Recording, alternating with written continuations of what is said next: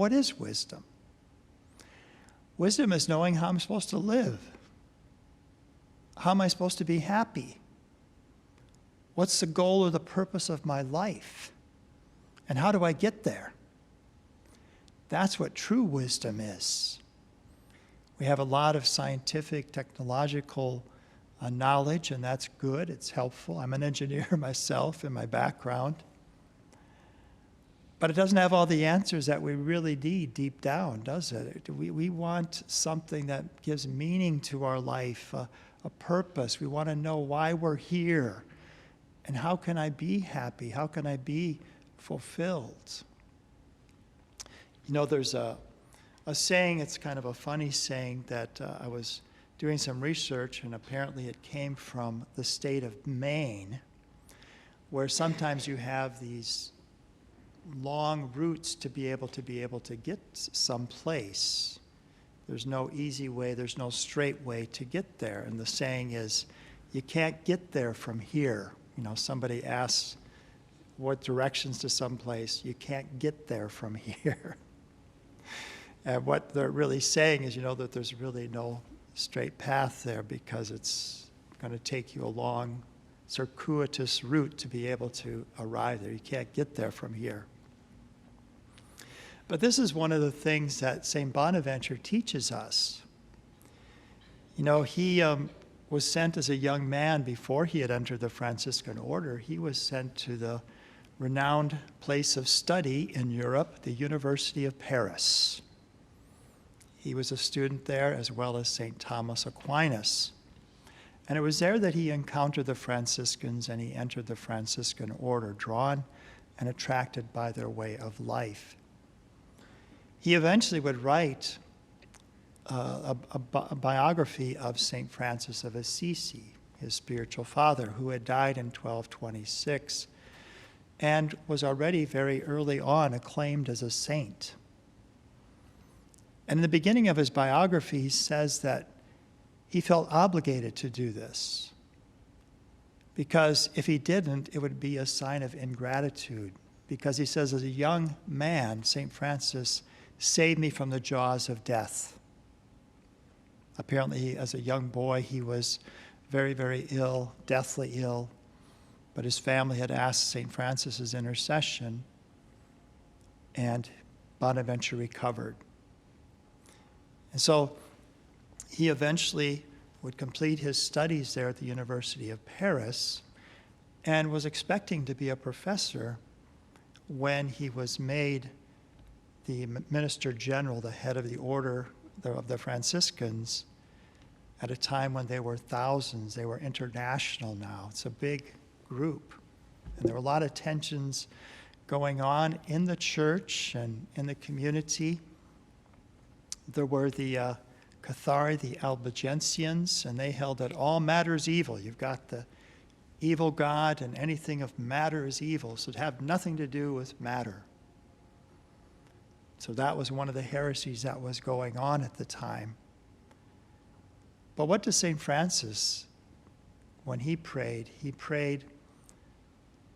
he called creatures brothers and sisters, brother sun, sister moon. Why? Because we have the same creator, God who made everything, and that we can see something of the artist himself in the things he has made, his power, his beauty, his order, his activity. We can see all these things as we look at the beauty of creation in this time of the summer here in the northern hemisphere, that we could even more, I think, perceive the light that emanates from his creation of the things that God has made. But Bonaventure, in his famous work, which we had in our office of readings today, The Journey of the Soul into God, and he charts this journey that we're on to arrive at God. So we're looking outside of ourselves at creation. We look within our souls, and we see that we're made in the image of God, and by his grace, elevated to his likeness. Even more so, we see that in the lives of the saints. We put halos on them because there's a certain radiance of God's light in them. They're the light of the world. Christ is the light, but they too as the gospel said, are the light of the world. But then we begin then to look at God himself as one and three. And we try to get our minds around that, but we can't get there. We can know something about God who is one and who is three, but we just can't get our mind around that whole truth of who God is. And this is the Franciscan insight. This is Bonaventure's beautiful insight in the journey of the soul into God. You can't get there from here. You got to be pulled up. You can't get there without prayer, asking for wisdom to be given to you. You know, even St. James spoke of that. He said, if any of you lacks wisdom, let him ask God, who gives to all generously, and it will be given to him. But let him ask in faith, not with doubt. And so Bonaventure says the same thing, that we must begin by asking God to raise us up. And in that beautiful reading we had from the Journey of the Mind of God, it's to God, he says there that what is most important is God's grace. It's sighs of prayer. Yes, we use our minds to do research and try to understand, but sighs of prayer, asking for God's grace, seeking the bridegroom. You know, Solomon in the book of wisdom, he sees wisdom as a bride. So this marital imagery. And Bonaventure says, see him so not so much as a teacher. Of course, Christ is the teacher, but he's the bridegroom. And it's love that's going to take you beyond the limits of your reason. It's going to carry you to that raging fire that carries the soul to God with intense fervor and glowing love. The fire is God. And the furnace is in Jerusalem, fired by Christ in the ardor of his loving passion. You know, I love Pope Benedict of happy memory. He was a scholar, and he wrote his doctoral thesis on St. Bonaventure.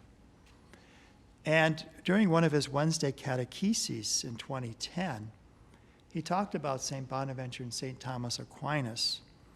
And I'd just like to conclude with his comments about this, our ascent to God, our journey to God. You can't get there from here, right? Just on our own. We need God's grace to lift us up. We need prayer to ask the Lord to bring us to himself. We need love to go beyond the limits of our mind and our reason. So here's what Pope Benedict said. In the ascent toward God, it is possible to reach a point in which reason can no longer see. But in the night of the intellect, love still sees. It can see what remains inaccessible to reason. Love goes beyond reason. It sees better and enters more deeply into the mystery of God. Pope Benedict continued, St. Bonaventure was captivated by this vision, which corresponded to his Franciscan spirituality. Precisely in the dark night of the cross, the grandeur of divine love appears. Where reason no longer sees, love does. For St. Bonaventure, he continued, therefore, all our life is a journey, a pilgrimage, an ascent towards God. But we cannot ascend to God's heights through our own efforts. God himself must help us. He must pull us up. This is why prayer is necessary. Prayer, St. Bonaventure says, is the mother and origin of this elevation, the act that pulls us up. So let us be people of prayer. This young man that I began speaking of had such a difficult upbringing. And yet he found the one who pulled him up, Christ. It wasn't in anything that he could find outside.